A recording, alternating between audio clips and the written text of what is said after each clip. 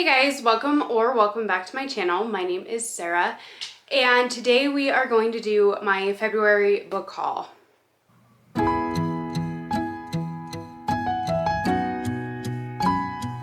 So it's a little late to be going over all of the books that I bought in February, but I was originally going to do a February wrap up until I looked at my actual list of books that I read in February, and I talked about the majority of those in my vlogs and gave like my full thoughts at the time of reading them. So I'm not going to do that this month, but I will bring you my book haul, what I added to my TBR in February, and I'm going to go over what I already read and what I still have yet to read.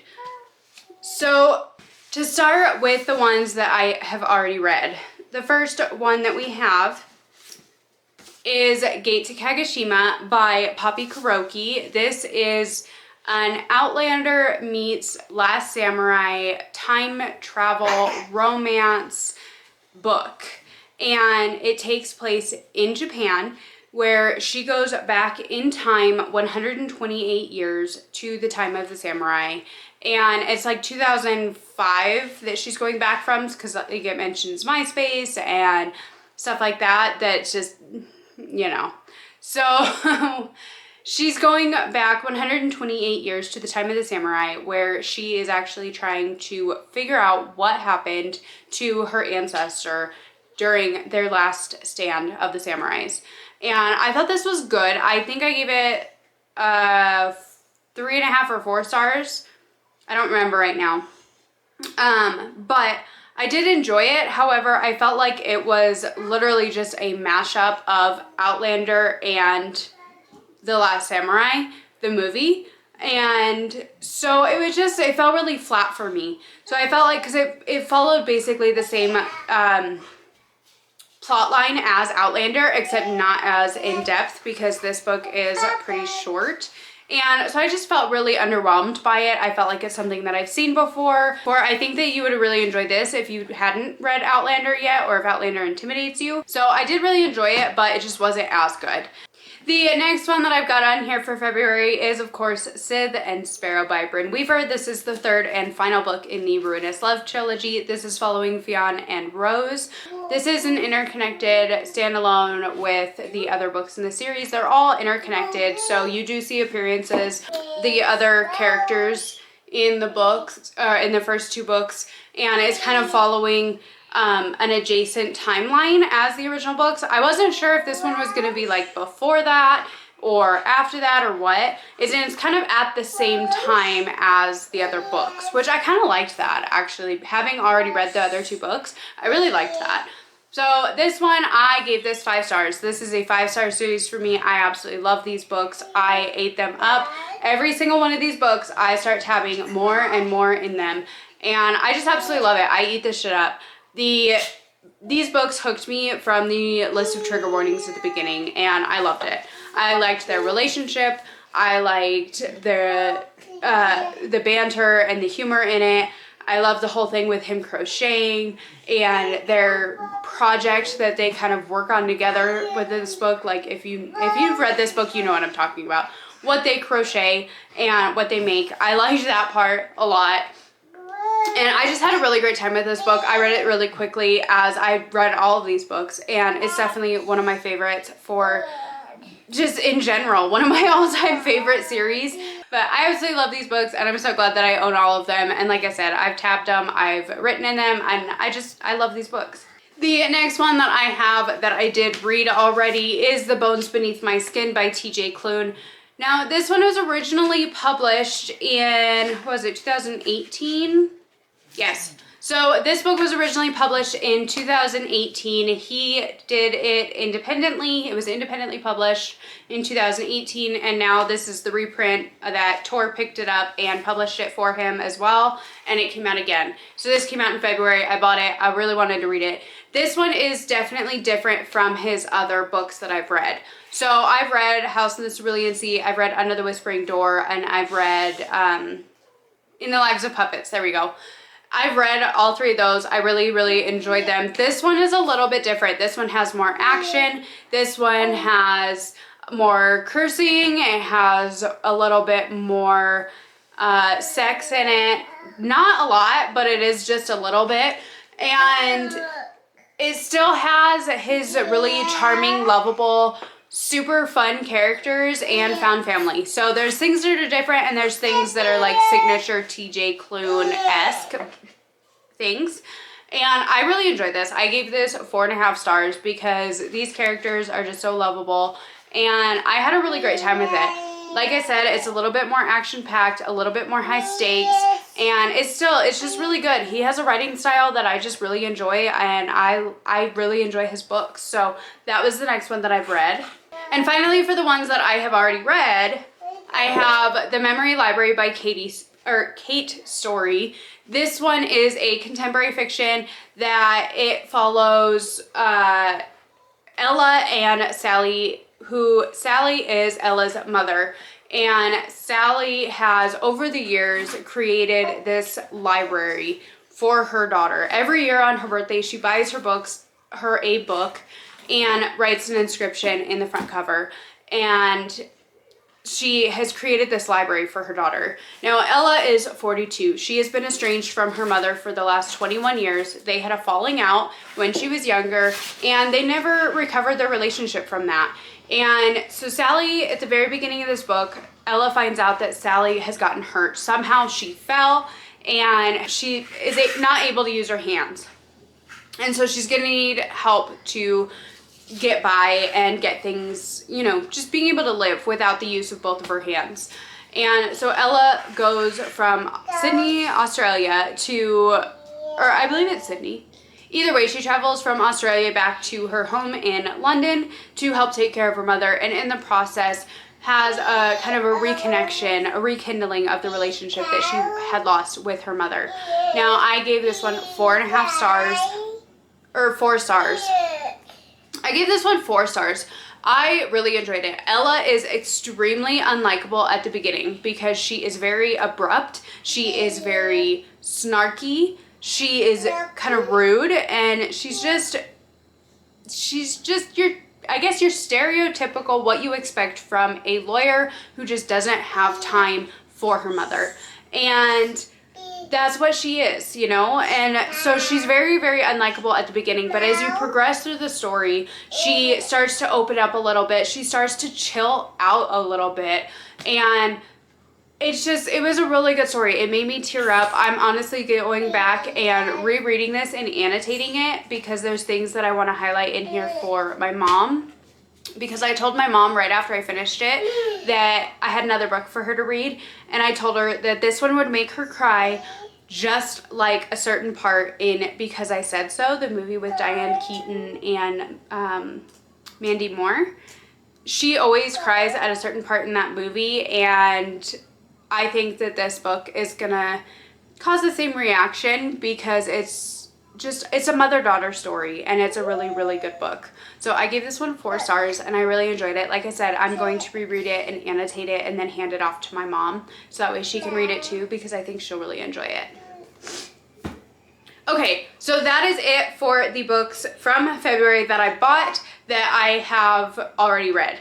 Now, the rest of these are ones that I want to get to soon, but I have not yet. So we have, first of all, the book that my sister sent me for our monthly book exchange. She sent me The Fury by Alex Michaelides.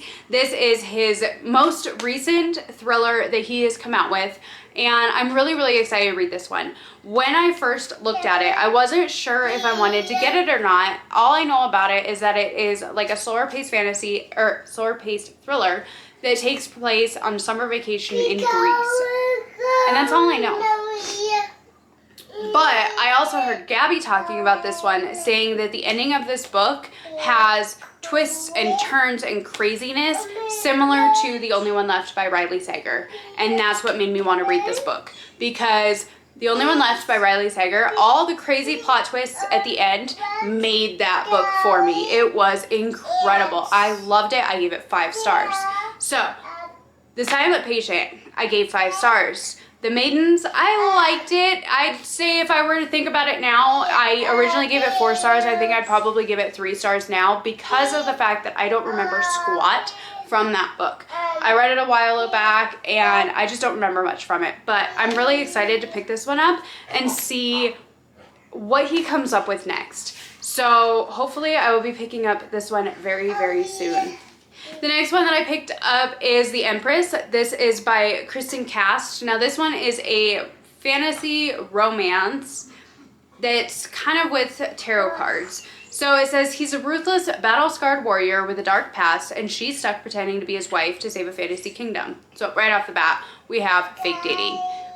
It says the arcana aren't just figures in a tarot deck, they're real, terrifyingly real. That's what I learned when I found a tarot card in the snow and was yanked from my world in a tower fall. The first thing the people of this harsh, cruel realm did was try to kill me, and they probably would have succeeded if Cain hadn't taken me to his hideout in the woods and nursed me back to health. I don't know if I could trust him. He's too hot to be good news. He's definitely hiding secrets, and I've already seen him kill 2 people to protect me.